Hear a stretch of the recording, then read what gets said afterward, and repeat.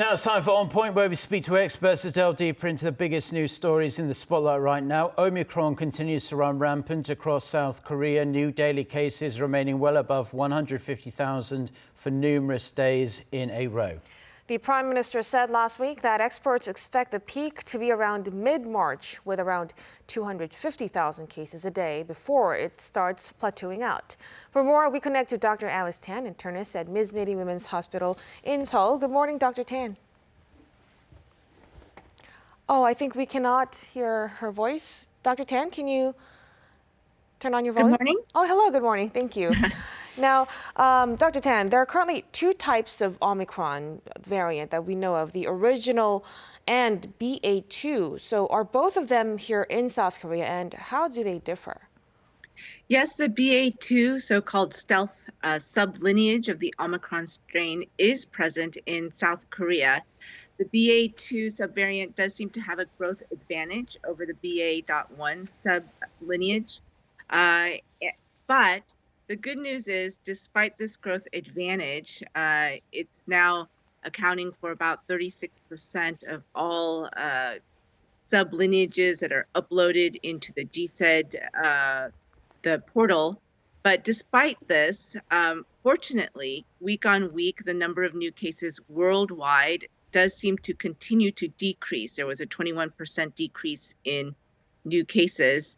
The BA.2 sublineage is now the predominant strain in 18 countries around the world, including Denmark. And it's important to note that also in Denmark, the number of new cases continues to decrease despite the predominance of the BA.2 sublineage. Actually, there are 4 sublineages of the Omicron strain that have now been detected: the BA.1, BA.1.1, BA.2, and BA.3.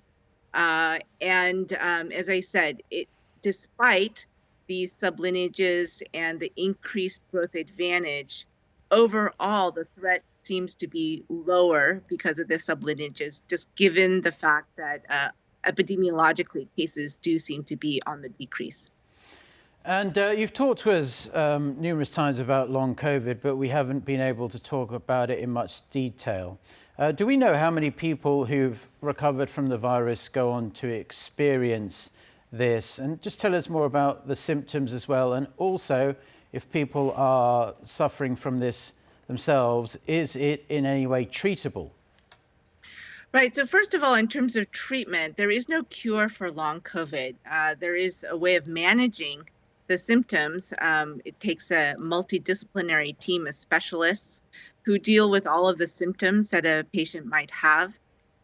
Symptoms include something called brain fog, where it's a difficulty to concentrate and think, extreme fatigue, palpitations, shortness of breath, anxiety, and depression, just to name a few. In terms of how many people are affected, it's been said that up to 1/3 of people who have had COVID will develop long COVID symptoms. In the pediatric population, one study found that about half of children who had COVID actually had symptoms 1 to 3 months after diagnosis. So this is a significant number of people who may have long COVID. And so this is why it is so important to start to talk about how we're going to deal with long COVID patients. You just mentioned that we surpassed 3 million cumulative patients with COVID in our country. So if we're talking about 1/3, that's 1 million people who may have long COVID. Importantly, it was found that people who had COVID have a significantly increased risk of cardiovascular disease in the 1-year period after diagnosis.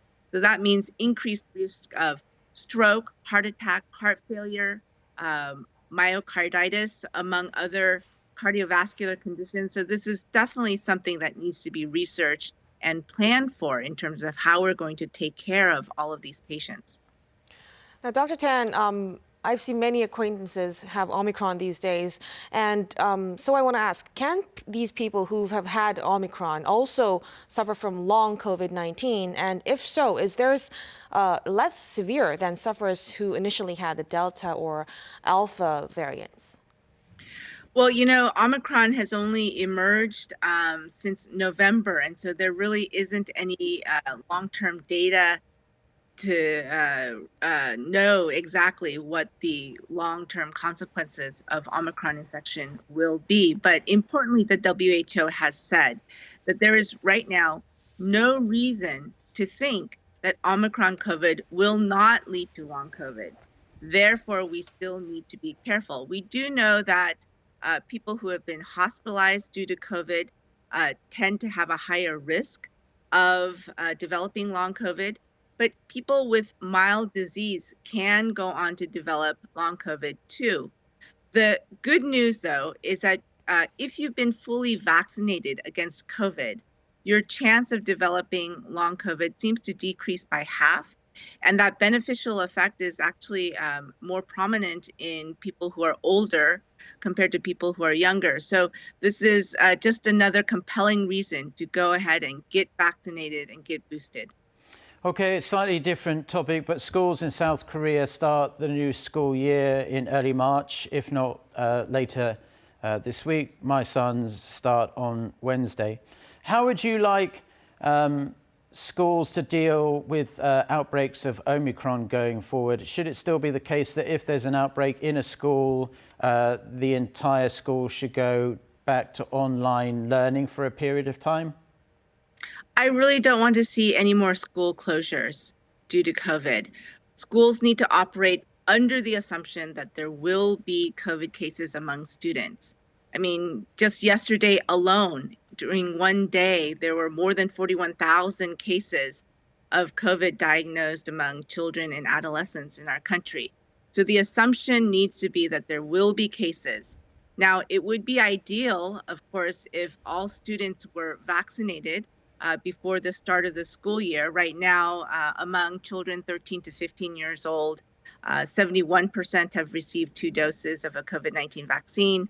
Among students 16 to 18 years old, 88% have received a vaccine. If we could get that up to 100%, I think that would be better. I am in favor of the twice weekly rapid antigen testing of students to screen before going to school. I think that's a good idea. But we also need to have a backup plan to support students who do get COVID so that they can stay on top of their learning. What I mean is having an online option for classes, having tutors available to help get kids caught up with their learning. There should be deadlines that are deferred for assignments. Retake of tests should be made available. And in terms of teachers, because teachers may also get sick, there should be a backup, sort of a plan B for substitute teachers who can come in and continue with the teaching just in case a teacher also gets sick with COVID. All right. Dr. Tan, as always, thank you so much for your insights. We'll talk to you again soon. Thank you. Thank you.